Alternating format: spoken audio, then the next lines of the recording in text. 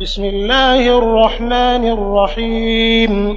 هل أتاك حديث الغاشية؟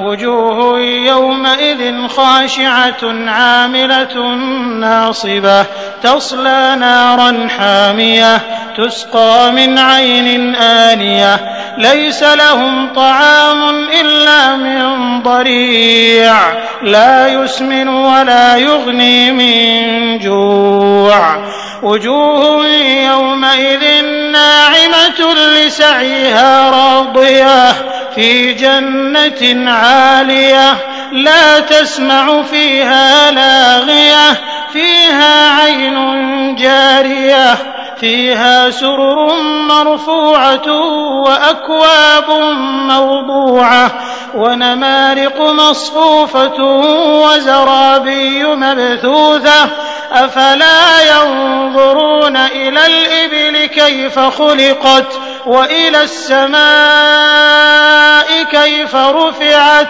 وإلى الجبال كيف نصبت وإلى الأرض كيف سطحت فذكر إنما أنت مذكر لست عليهم بمسيطر إلا من تولى وكفر فيعذبه الله العذاب الأكبر إن إلينا إيابهم ثم إن علينا حسابهم.